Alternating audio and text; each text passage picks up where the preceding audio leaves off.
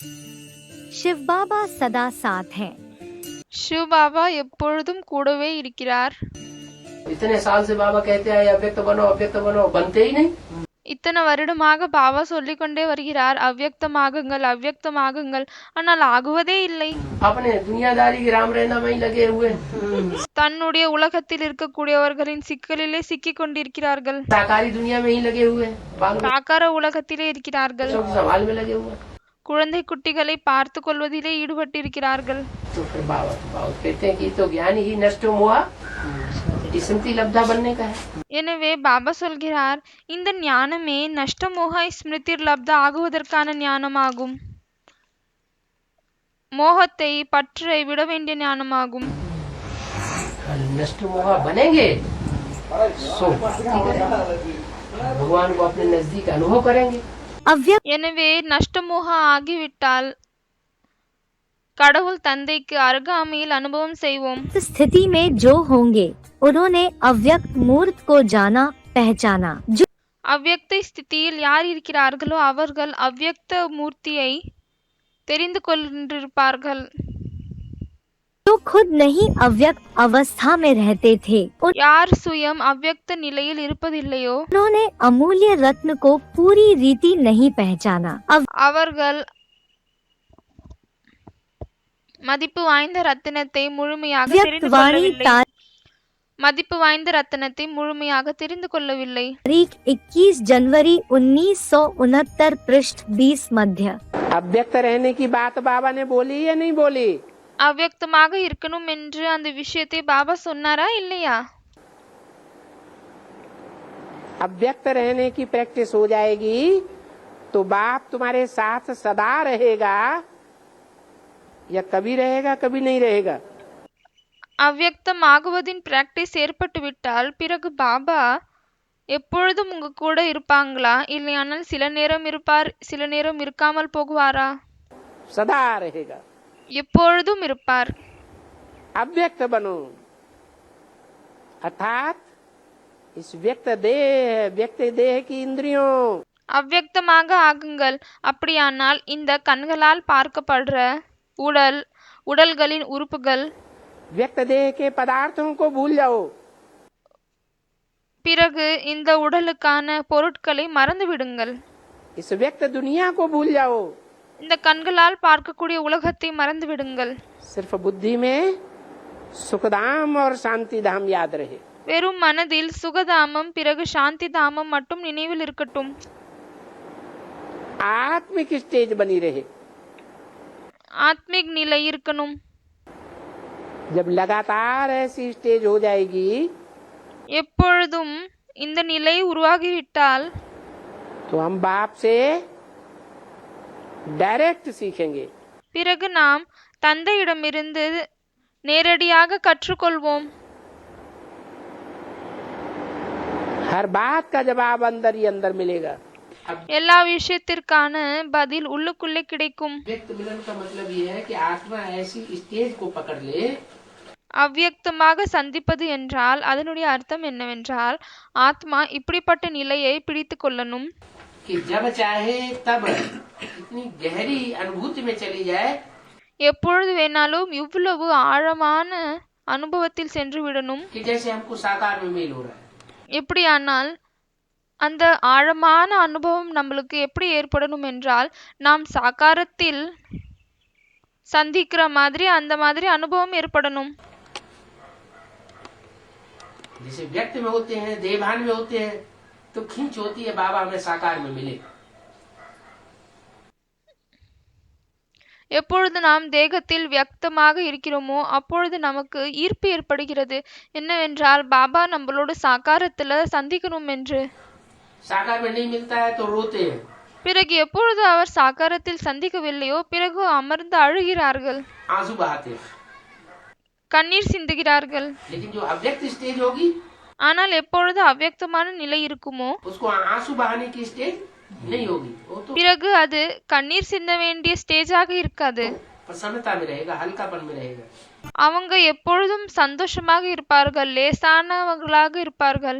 अभी तो दिन प्रतिदिन ऐसे देखेंगे कि जैसे प्रैक्टिकल में अनुभव किया कि आज बाप दादा आए, இப்பொழுது நாளுக்கு நாள் இப்படி பார்ப்பீர்கள். என்னவென்றால் பிராக்டிக்கலில் இப்படி அனுபவமும் செய்வீர்கள்.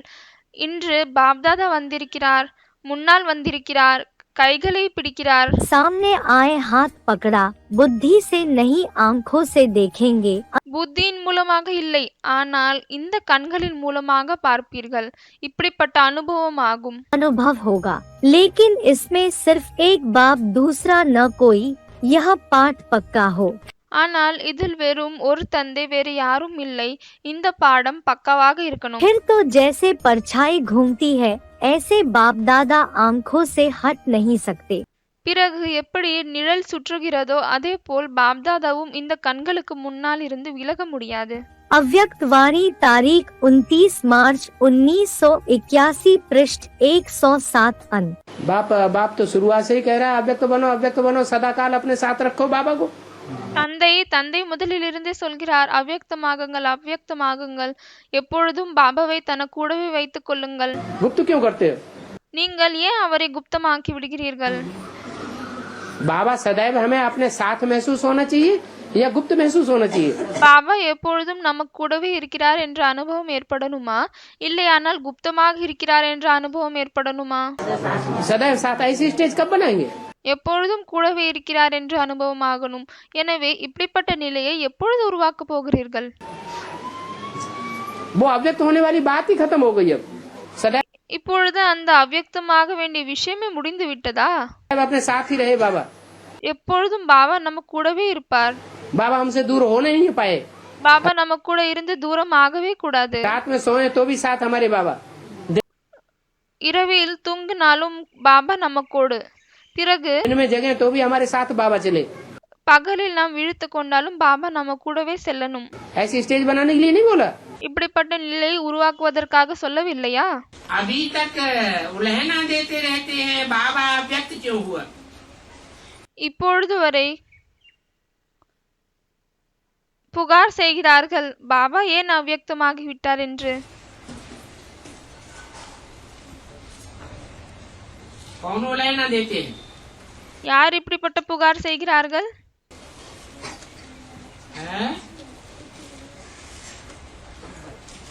बीके उलहना देते हैं या पीवी के उलहना देते हैं? பிகேவில் இருக்கக்கூடியவர்கள் புகார் இடுகிறார்களா, இல்லையானால் பிவிகே இப்படி செய்கிறார்களா?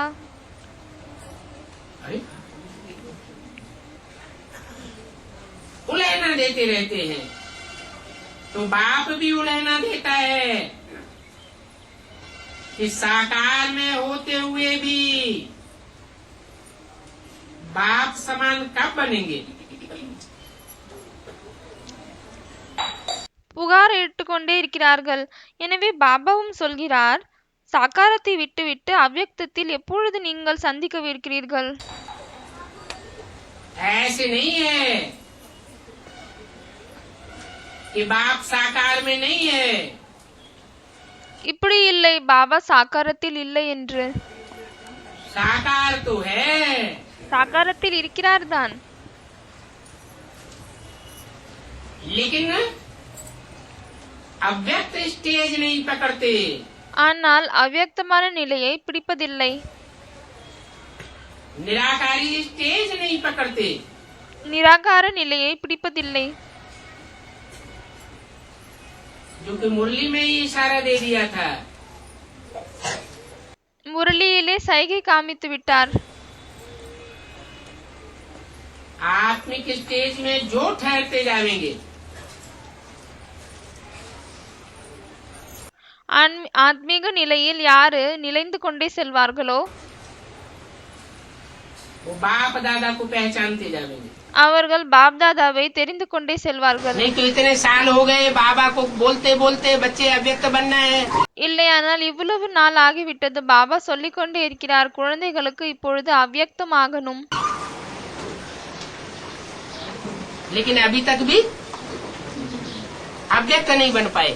ஆனால் இப்பொழுது வரையும் அவ்யக்தமாகவில்லை.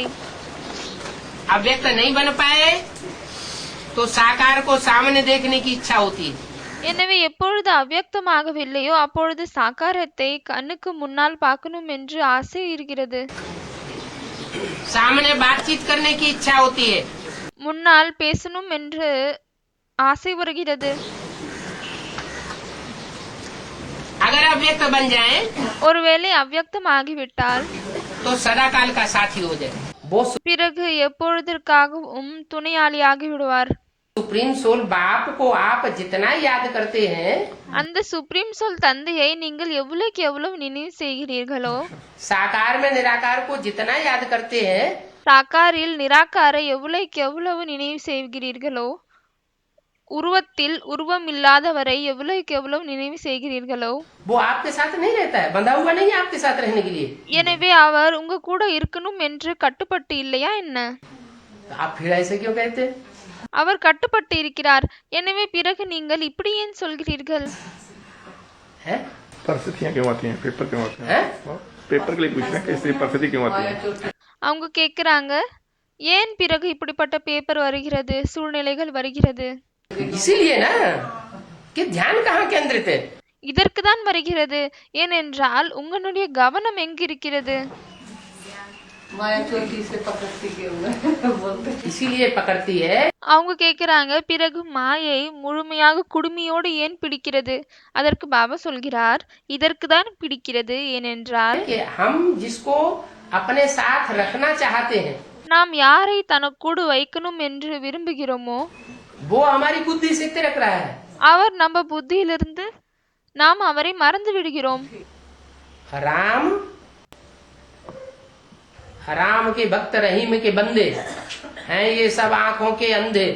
பாபா பழமொழி சொல்கிறார், ராம் கே பக்த் ரஹீம் கே பந்தே ஹே சப் ஆங்கோ கே அந்தே. அதாவது ராமருடைய பக்தர்கள் பிறகு ரஹீம்னுடைய ஃபாலோவர்ஸ் அனைவரும் குருடர்கள் ஆவார்கள். राम और कृष्ण के अंदर जो सुप्रीम सोल है, ராமர் பிறகு கிருஷ்ணருக்குள் என்ன சுப்ரீம் சொல் இருக்கிறாரோ उसको वो तथाकथित ब्रह्मा कुमार कुमारियां भी भूल गए। அவரை அந்த பெயருக்காக இருக்கக்கூடிய பிரம்மகுமார் குமாரிகளும் மறந்து விட்டார்கள். क्या याद रह गया? அவர்களுக்கு என்ன ஞாபகத்தில் இருந்து விட்டது? वो शरीरधारी याद रह गया। शरीर हमारे साथ है। அந்த உடல்ல இருக்கக்கூடியவர் தான் ஞாபகத்தில் இருந்து விட்டார். என்னவென்றால் அந்த உடல் எங்கள் கூட இருக்கிறது. अभी भी रंगमंच पर स्टेज पर जब सोल प्रवेश होती है, இப்பொழுதும் நாடக மேடையில் எப்பொழுது சோல் நுழைகிறதோ तो चिपक के बैठते हैं हमारे साथ। அப்பொழுது பாபாவோடு ஒட்டி கொண்டு உட்காருகிறார்கள். अरे वो देहधारी तुम्हारे साथ होने से परिस्थितियां खत्म हो जाएंगी क्या? அரே, அந்த தேகதாரி உங்களோடு இருக்கும் காரணத்தால் என்ன உங்களுடைய சூழ்நிலைகள் முடிந்து விடுமா? बुद्धि में जिनके सदैव बैठा हुआ है कि एक शिव बाबा ही हमारा कल्याणकारी है, யாருடைய புத்தியில் எப்பொழுதும் இது அமர்ந்து கொண்டிருக்கிறதோ என்னவென்றால் ஒரே ஒரு சிவன் மட்டும் தான் எப்பொழுதும் நன்மை செய்யக்கூடியவர் ஆவார். और देह जिस देह में मुकर्रर रूप से प्रवेश करता है, பிறகு தேகம் எந்த தேகத்தில் அவர் நிரந்தரமான ரூபத்தில் நுழைகிறாரோ वो अंत तक किसी के साथ साकार में रहेगा क्या? அவர் கடைசி வரையும் யாரோடாவது சாக்காரத்தில் இருப்பாரா? है? नहीं रहेगा। இருக்க மாட்டார். फिर भी अपने पुरुषार्थ से अपने को अव्यक्त स्टेज में स्थिर करना पड़े। அப்பொழுதும் தன்னுடைய புருஷார்த்தத்தின் மூலமாக அவ்யக்தமான நிலையில் நிலைக்க வைக்க வேண்டியதாக இருக்கும். जो ऐसी प्रैक्टिस करेंगे उनको अनुभव होगा कि बाबा सदैव हमारे साथ साकार में है। யார் இப்படிப்பட்ட பிராக்டிஸ் செய்வார்களோ அவர்களுக்கு எப்பொழுதும் இது அனுபவமாகும். என்னவென்றால் பாபா எப்பொழுதும் என்னோடவே பிராக்டிக்கலில் இருக்கிறார்.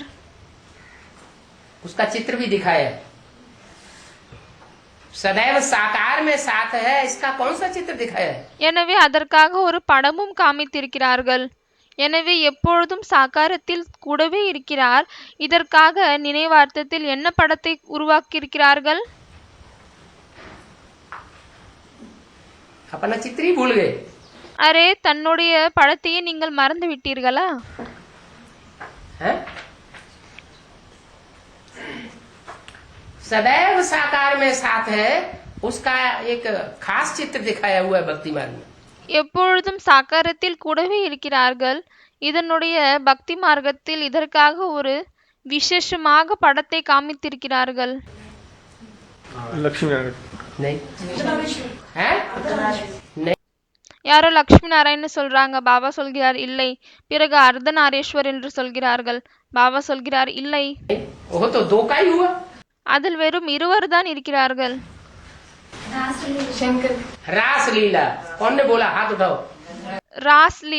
ராஸ்லீலா படம் இருக்கிறதில்லை, அதற்காக பாபா சொல்கிறார். हाँ எனவே யார் சொன்னாங்க? கையை தூக்குங்க. देखा, बढ़िया इंचार्ज टीचर मिली हुई है आप लोगों को। எனவே அந்த பதில் அங்க இருக்கக்கூடிய இன்சார்ஜ் சொன்னாங்க. அதுக்கு பாபா சொல்கிறார், பாருங்க உங்களுக்கு எவ்வளவு நல்ல இன்சார்ஜ் கிடைத்திருக்காங்க. रासलीला में हर गोप गोपी के साथ कौन दिखाया गया है? எனவே அந்த படம் ராஸ்லீலா ஆகும். எனவே அந்த படத்தில் ஒவ்வொரு கோபிகளோடு யாரை காமித்திருக்கிறார்கள்? उन्होंने तो कृष्ण को दिखाई दिया, क्योंकि कृष्ण को भगवान समझते हैं। அவர்கள் கிருஷ்ணரை காமித்து விட்டார்கள், ஏனென்றால் கிருஷ்ணரே கடவுள் என்று புரிந்து கொள்கிறார்கள். है कौन साथ में? ஆனால் யார் கூடவே இருக்கிறார்? शिव बाबा। சிவ பாபா सदैव साथ में अनुभव होगा। எப்பொழுதும் கூடவே இருக்கிறார் என்று அனுபவமாகும். सोते समय भी अनुभव होगा, हमारे साथ है। உறங்கும் பொழுதும் அனுபவமாகும், எங்க கூடவே இருக்கிறார். जागते समय भी अनुभव होगा, हमारे साथ है।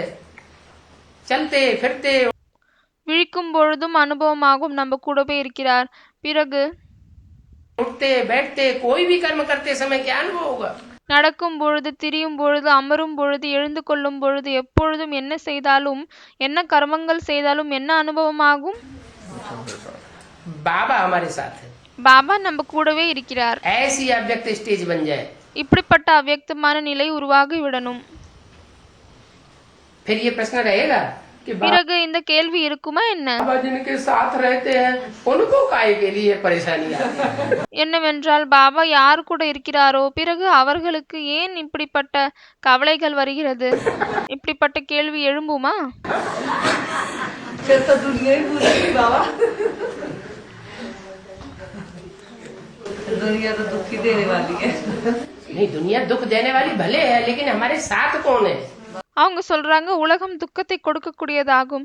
பாபா சொல்கிறார், உலகம் பலே துக்கத்தை கொடுக்கக்கூடிய உலகமாக இருக்கலாம், ஆனால் நம்ம கூடவே யார் இருக்கிறார்? हमारे साथ तो सुखदाता बाप हमारे साथ है ना। சுகத்தை கொடுக்கக்கூடிய வள்ளல், சுகத்தை கொடுக்கக்கூடிய தந்தை நம்ம கூடவே இருக்கிறார் இல்லையா? जब सदैव हमारे साथ है तो दुख का नाम निशान हो नहीं सकता। बाबा எனவே எப்பொழுது நம்ம கூடவே இருக்கிறாரோ அப்பொழுது துக்கத்திற்கான பெயர் அடையாளமே இருக்கக்கூடாது. कहते हैं यही बात, हेवनली गॉडफादर के बच्चे हैं। பிறகு பாபாவும் இதே விஷயத்தை தான் சொல்கிறார். ஹெவன்லி காட்ஃபாதர்னுடைய குழந்தைகளாக இருக்கிறீர்கள் என்றால் तो हेवन में होना चाहिए, फिर नरक में क्यों पड़े? பிறகு ஹெவன்ல இருக்க வேண்டும் இல்லையா? இந்த நரகத்தில் ஏன் இருக்கிறீர்கள்? इसका मतलब है, इसका क्या मतलब हुआ? இதனுடைய அர்த்தம், இதற்கு என்ன அர்த்தமாகியது? कि हेवनली गॉडफादर के बच्चे अभी पक्के नहीं हुए। रूहानी बाप के रूहानी बच्चे बने नहीं हैं, देवान में रहते हैं। என்னவென்றால் இப்பொழுது வரை ஹெவன்லி காட்ஃபாதர்னுடைய ஹெவன்லி குழந்தைகளாக ஆகவில்லை, ருஹானி குழந்தைகளாக ஆகவில்லை, இன்னமும் தேகாபிமானத்தில் தான் இருக்கிறோம். ஓம் சாந்தி.